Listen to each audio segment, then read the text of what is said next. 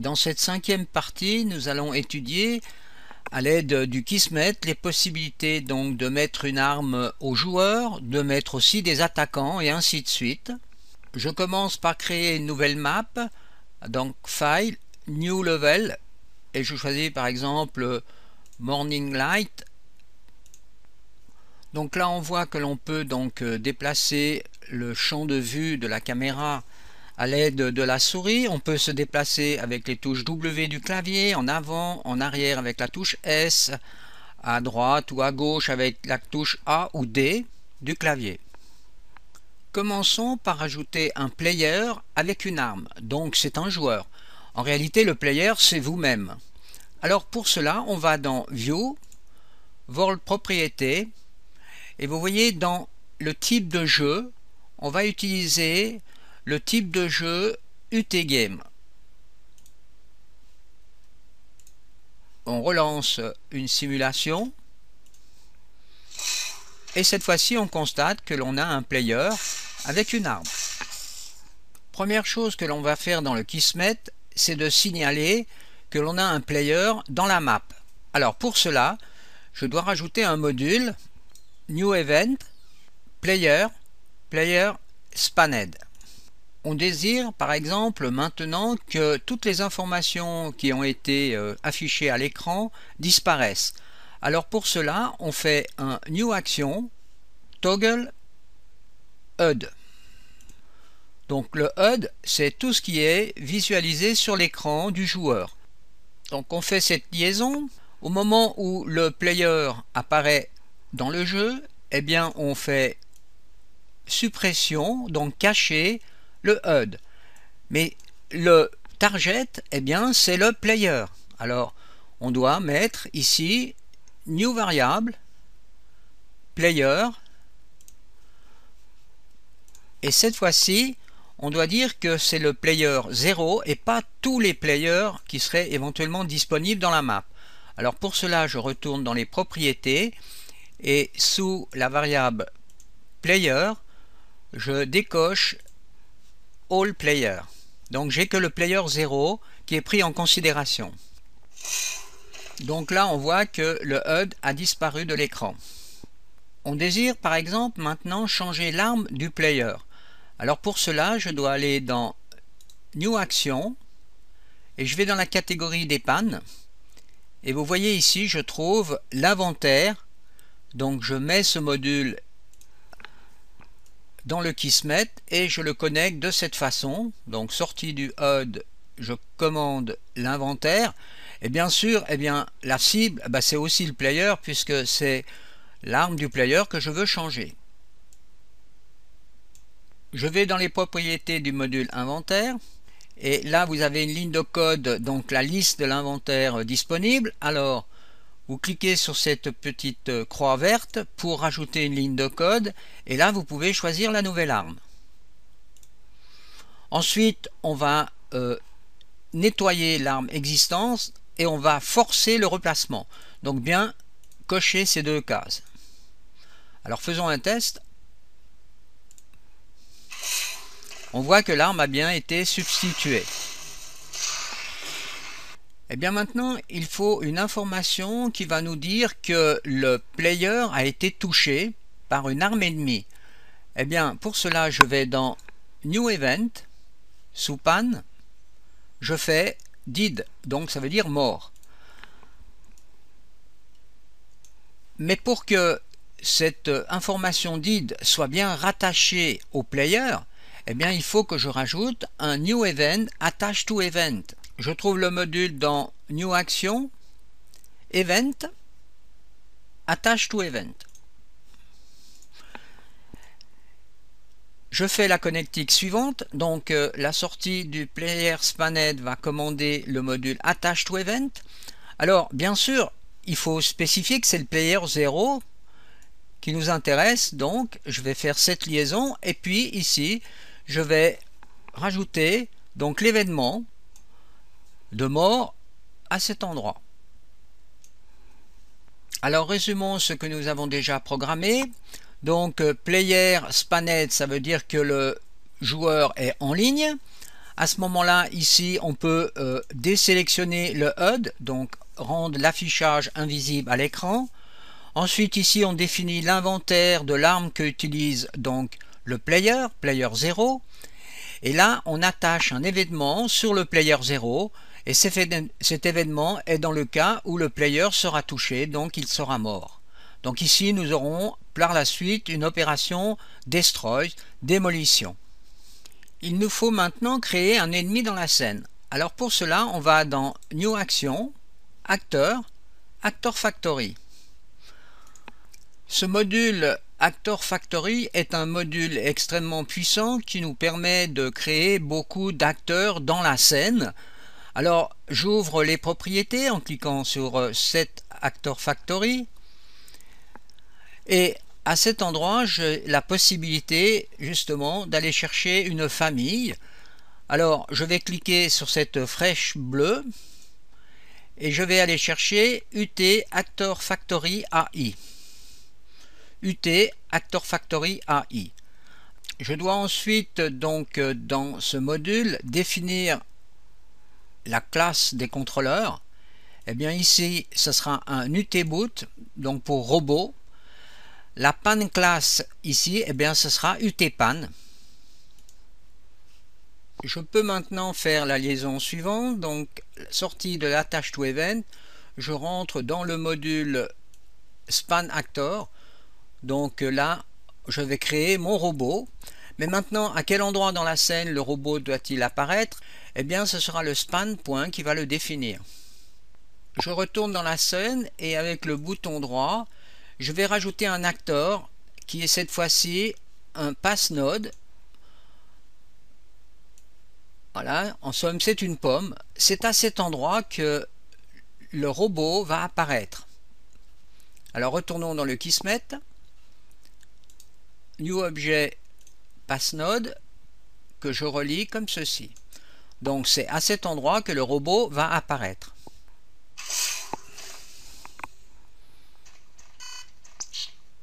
Première constatation, le robot n'a pas d'arme.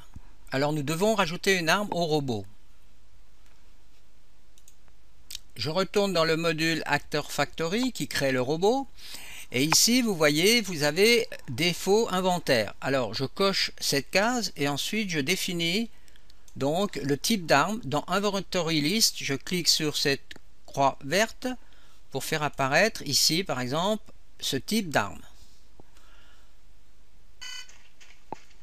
On voit que le robot est équipé d'une arme, mais par contre, il ne fait pas feu.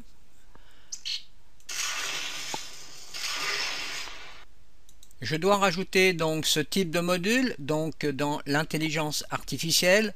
Ici, je rajoute donc ce module qui va me permettre donc de donner l'ordre au robot de tirer. Alors, sur qui? Eh bien, sur le player. Alors, on peut déjà faire cette première liaison.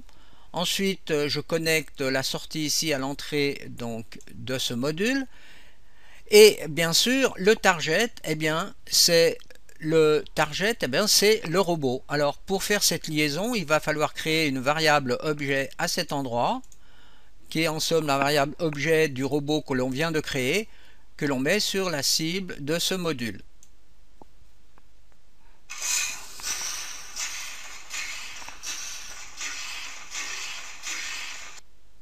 Alors le robot va tirer en permanence grâce à ce module.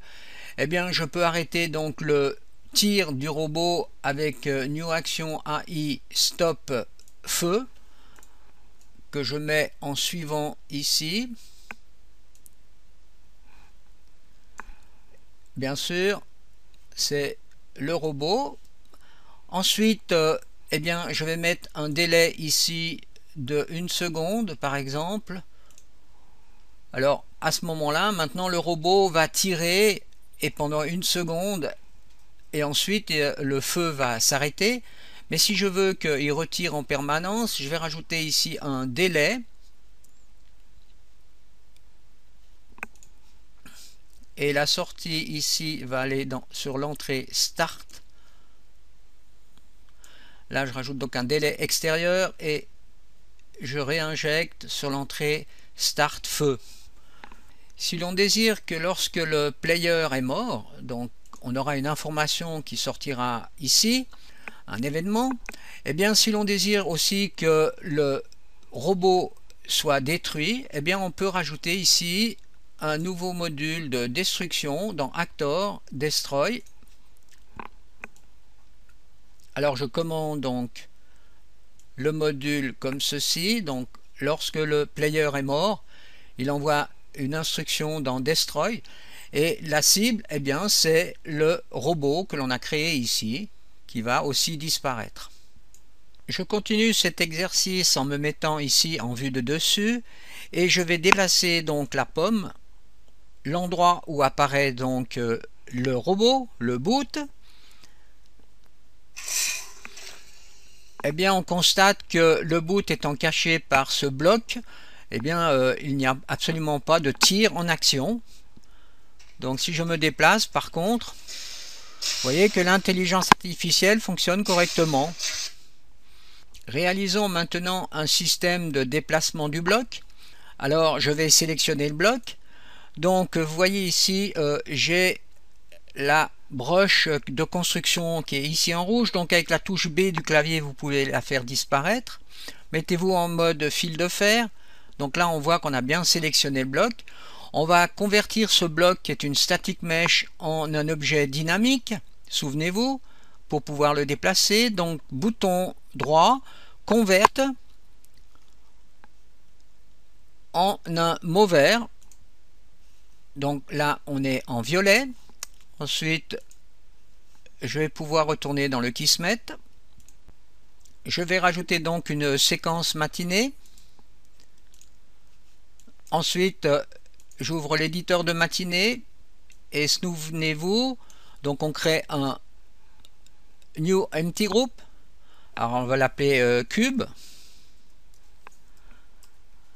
Ensuite on fait un New Movement Track.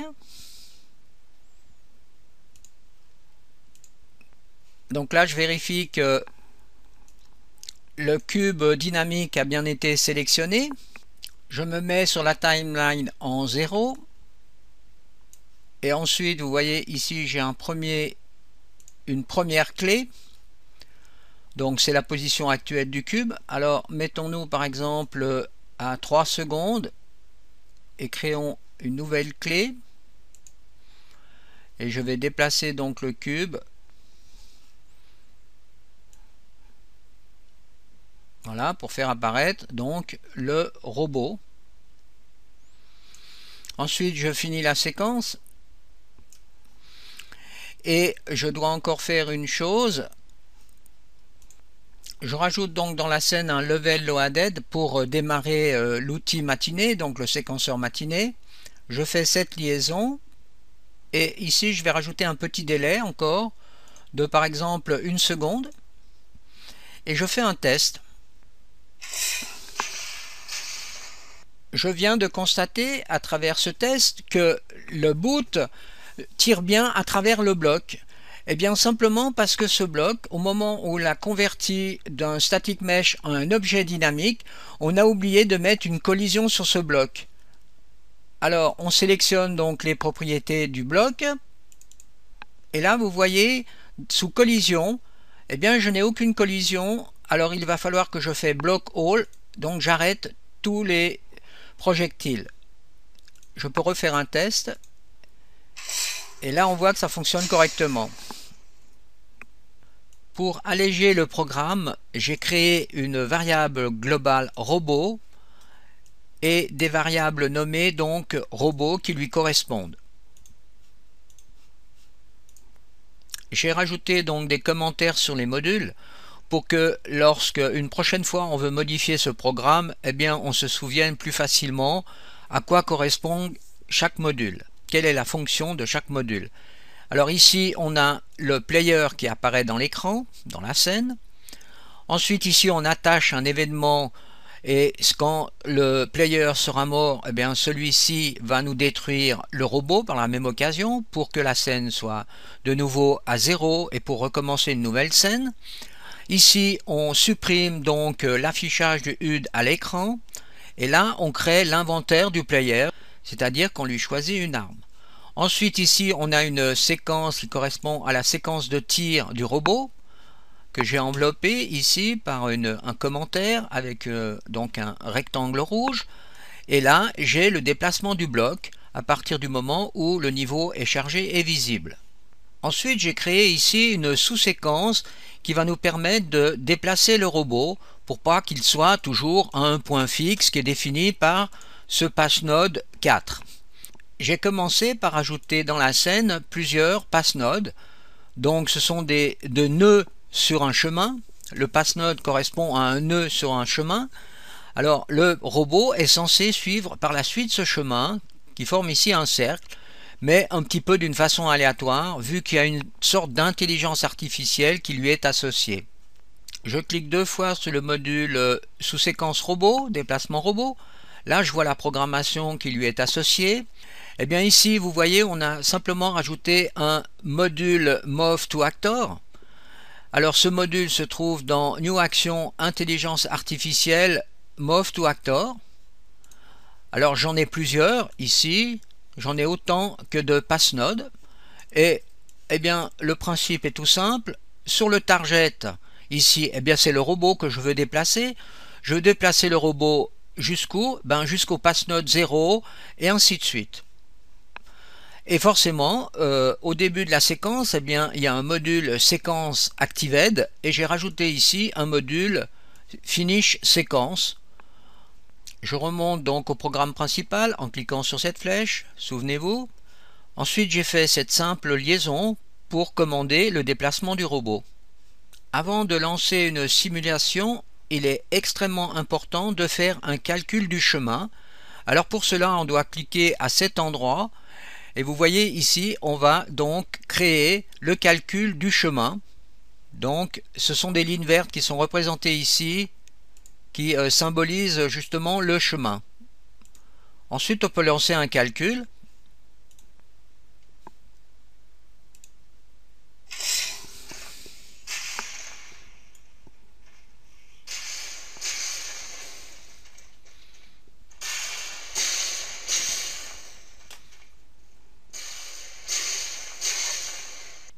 Nous allons voir maintenant comment l'on peut modifier la santé du player. Alors pour cela, vous voyez, j'ai rajouté maintenant un module qui est un module de santé. Le module est disponible à cet endroit. Modifie santé. Ensuite, sur la variable amount, eh bien, je mets une quantité par exemple de 50. Ça sera la santé qu'aura le joueur au démarrage du jeu. Ensuite ici j'ai remis le module toggle HUD en service, c'est-à-dire qu'on va voir le HUD apparaître au moment du jeu. Pour voir avec certitude que la santé est bien de 50 au moment du démarrage du jeu, eh bien je vais utiliser ce que l'on appelle le debugger, c'est-à-dire qu'on va créer un point d'arrêt en sélectionnant ce module et en faisant 7 breakpoints. Vous voyez ici vous avez un point rouge qui apparaît. Eh bien au moment où le jeu va démarrer, et quand on va arriver à ce niveau-là, le jeu va s'arrêter et va nous permettre de débugger le programme. Alors faisons un essai pour mieux comprendre. Première chose, pour mettre en service le debugger, il faut sélectionner cette icône K avec le petit point rouge. Ensuite on lance le programme. Et vous voyez, j'ai un arrêt donc sur le module de santé. Ceci nous permet, vous voyez, de regarder dans la scène. Et bien sur le HUD, on a 50. Donc c'est cette valeur qui est ici. Pour continuer, eh bien, il suffit de cliquer sur cette flèche Play pour que le jeu continue. On va aussi voir que ce module nous permet aussi de rajouter de la santé. Eh bien ici, vous voyez, j'ai rajouté un module donc de santé. J'ai mis 30 cette fois-ci et je vais connecter donc ce module avec la sortie du bloc. Quand le bloc sera donc complètement déplacé, je vais rajouter 30 de santé pour le player. Alors pour cela, j'ai dû encore modifier ici dans les propriétés donc de ce module. J'ai dû cocher cette variable qui nous signifie qu'on va donner de la santé car dans l'autre cas, là, à cet endroit, on donnait une santé par défaut au démarrage du jeu. Je rajoute un breakpoint sur ce module, donc bouton droit, set breakpoint, et je peux lancer le programme. Donc premier breakpoint, j'ai bien 50. Je lance la suite du programme. Deuxième breakpoint, 80. Vous voyez, je viens de rajouter 30 à la santé par défaut. Si je désire supprimer les breakpoints dans le programme, eh bien je clique sur cette icône, ce qui permet donc de les supprimer. On vient donc de voir l'utilité du débugger qui nous permet de suivre pas à pas le programme et comme ceci mieux comprendre son fonctionnement. Ou bien pour trouver par exemple des erreurs que l'on a créées, des erreurs de programmation. Imaginons maintenant que l'on désire que le player change d'arme lorsque le robot arrive sur ce point node. Je sélectionne le pass node et je fais recherche dans le Kismet avec le bouton droit de la souris. Voilà le pass node qui est sélectionné. Je m'intéresse donc à la sortie de ce module. Donc au moment où j'ai atteint donc ce pass node, eh bien ici je vais aller chercher un nouveau module qui est de connaître l'inventaire justement du player. Alors quelle arme tient-il? Eh bien pour cela je vais à cet endroit dans le Kismet, donc New Condition as Inventory. Donc voilà le module que j'utilise. Donc ce module nous permet de connaître l'inventaire du player, puisque la cible de ce module est reliée au player. Alors à l'intérieur, dans les propriétés de ce module, on voit que l'on peut par exemple sélectionner ce type d'arme à cet endroit. Alors je veux savoir en somme, est-ce que le player tient ce type d'arme? Alors oui ou non. Donc là, deux sorties possibles. Alors sur ces deux sorties, j'ai mis un système de reconnaissance ou un affichage à l'écran, soit A, soit B. J'effectue un test et là on constate que c'est la lettre A qui est visible. Alors effectivement, eh bien c'est bien l'arme que tient le player à ce moment-là. Alors changeons par exemple et mettons par exemple un autre type d'arme et refaisons un test.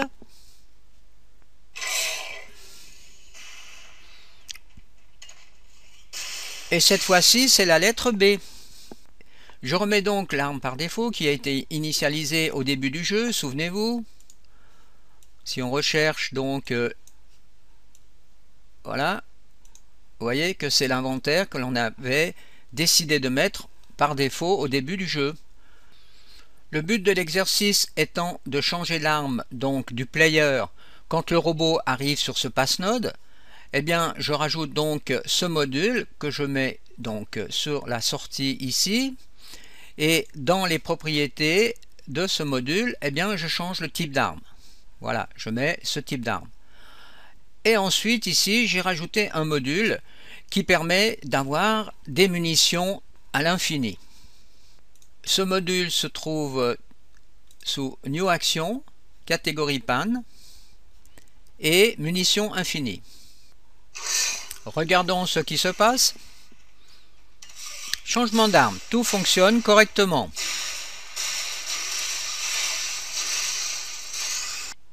Donc voilà, ce sera la fin de cette 5e partie.